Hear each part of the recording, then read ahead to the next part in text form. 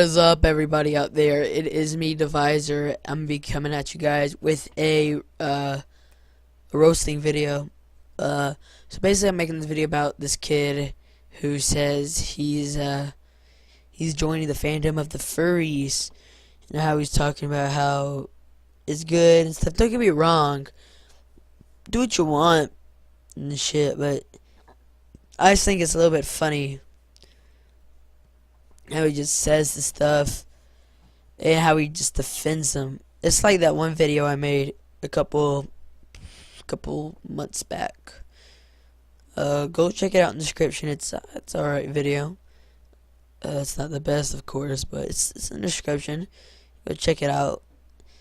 So also he only shows a picture of this, as you see, on his fucking video. So I'm only going to be showing all the single furries in the background and some other gay shit also. So yeah, let's get ready for the cringe fest. Hello everyone, this is Real question here. What is this? What's he doing with his mic? I ain't doing that. What's all that? Vortex Vixen here. I'm here to talk about a fandom that I recently got into. That fandom is the furry fandom. Now that entire thing is kind of, as I would say, controversial. I think I'm definitely using that word wrong, but there has been a lot of talk about it over a long period of time about how it's nothing but sex freaks in suits, people with a fetish, and the reason that people are into it because they have a fetish for it. Yeah, okay. They don't have a sex fetish. Which is actually, so a tiny bit of that is true. Also, the other thing is, I don't even give a fuck what he's talking about anymore. What is with him whispering? Like, is it 3 o'clock in the morning, still sleeping with his parents, using his parents' laptop? It is an actual fetish. I'm not gonna lie about that. I'm gonna be 100% truthful that that is a thing. But I'm also going to be truthful about the fact that not everyone does it. I'm just gonna say that if that is an extremely small part of the furry community. I don't think it's really that small as he talks about. Because I still think it's that small. I may be wrong, but there's like the Fantastic Furries, or whatever it's called. It's very sex. The community itself is still quite small. So that is a very small group of people that do that. And if they do it, who cares? They can do whatever they want. Of course, it's gross and it's nasty, but as long as they don't, look, if you go into any popular fandom that has lots of people behind it, then you're going to find stuff like that in everything that is as extremely popular. So, as I say, just because there are a few rotten eggs in a carton does not mean that every single one in there is bad. I think he may got his little thing a little mixed up. It's if one apple spoils the bunch, not if a few eggs in the carton are bad. That means not all of them. So one spoiled apple ruins the bunch. That's a little life lesson for you. Okay, so now to the next part of this video. I am going to talk about how I got into it. Okay, so one day I was at school and I was having a terrible day, like really bad day.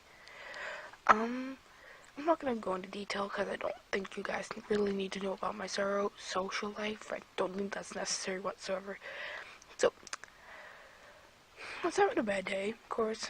Yeah, it's a normal bad day. It was bad, but not the worst day in the world. So I thought, yeah, why not? I was bored and had nothing else to do. It was near the end of the day, so I kept seeing videos about furries fandom and how it's gross. I was just like, okay, there's something wrong with this. Because I know about how fandoms work. So not everyone in there has to be that bad. And I looked it up, and I saw that, like, everyone is very kind except... I don't know what's going on with his mic, but when he talks, he goes like this. I don't even think it's his voice cracking. It's just going high. I like that. It could be his breathing. Accepting fun, and it's not as everyone says it is. Of course, some of you might think that the entire thing is extremely weird and strange and kind of stupid, but that's your own personal opinion. You can have any opinion you like about this. I'm not going to force you to like it. Say whatever you want about it and think whatever you want. Just don't shove your opinion into the face of everyone else that is actually into it, please. Just be polite about it. And, okay, and I saw how fun it all looked, and and I'm just like, okay, cool, so I actually kind of got a bit into it. The more I saw it and experienced it through YouTube videos, the more and more I got hyped up for it and started to love it. And I saw the angel dragon species, which ended up being open. And if you don't know what it means if a furry species is open, that means it can be made, used for anyone. You can have a persona of that species yourself without special permission from the owner of that species or anything. You just make one yourself. So what you're telling me is that one person owns a species? No, that makes no sense though. So did the fox give the humans permission that they can fuck in costumes of the fox, or dance around like fucking assholes, saying I'm a single furry? You think the fox and the goddamn dogs gave them permissions? Fuck you.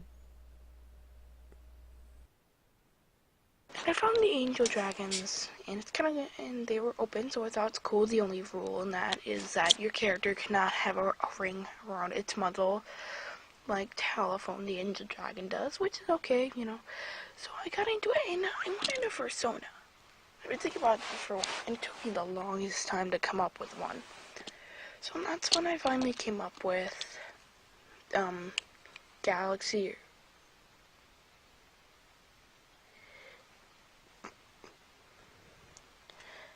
That's when I finally came up with Galaxy. That's her name for now. The reason he paused was because he was thinking about his life. Galaxy is her name. That guy's a fucking dude. It's fucking sad, bro. God, he's just sitting there like, what the fuck's going on with my life? It's not doing so good, I think.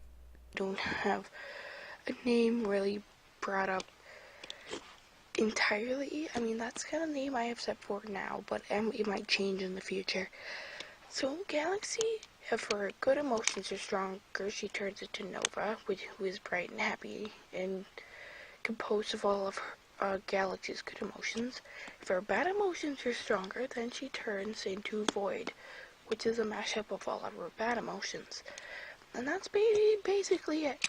I have a color palette and a design of set up in my brain. It's not set. It's not the one that is going to be like forever. Of course, the first persona you get, like design and names of work off of, that would be amazing.